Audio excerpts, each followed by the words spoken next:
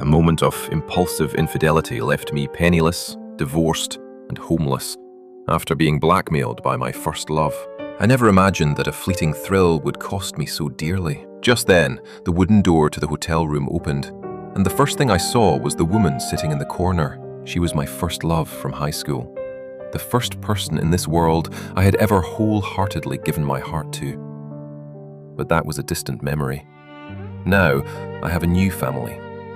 In the past 10 years of marriage, I have been an impeccable husband and father. I have a respectable middle management job, and my wife is virtuous. My child is just starting elementary school, and my life is like a pre-programmed machine.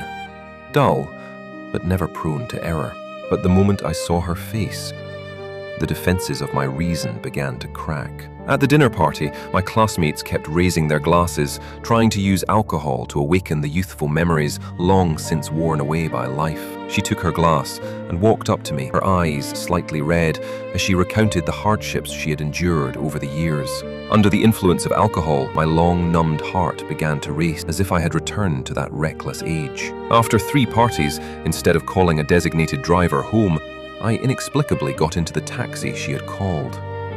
The air in the car became unusually heavy due to the alcohol and past memories. Neither of us spoke.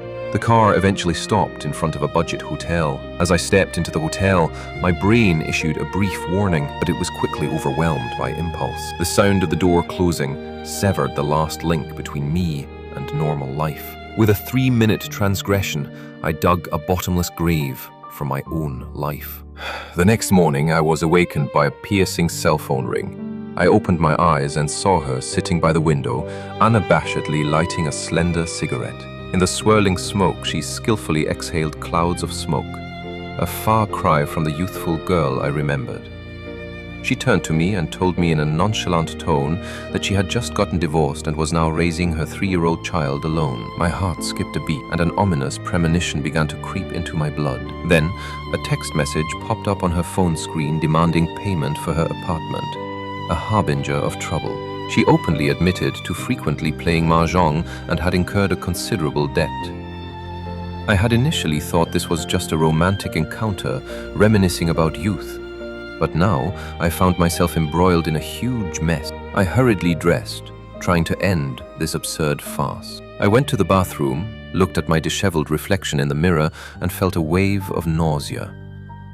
I thought that as long as I left this room and blocked her number, life would return to normal.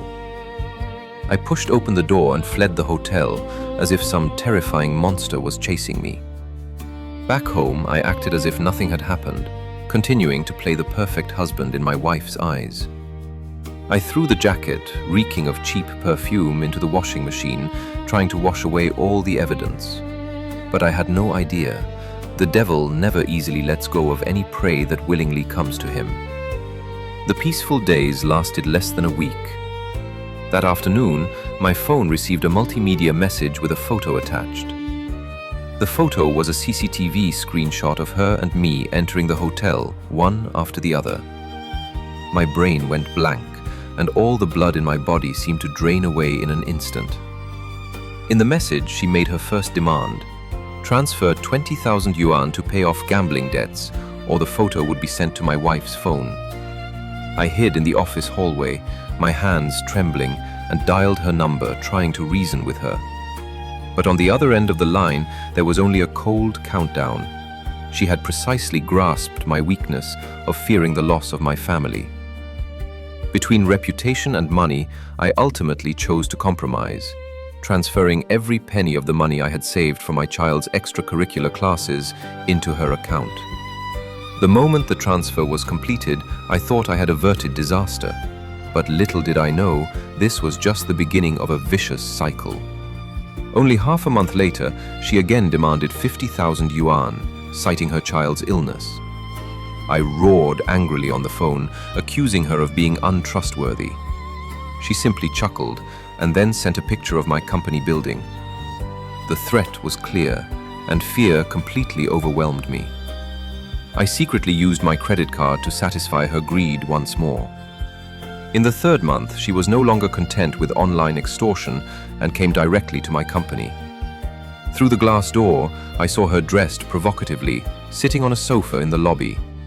Looking around,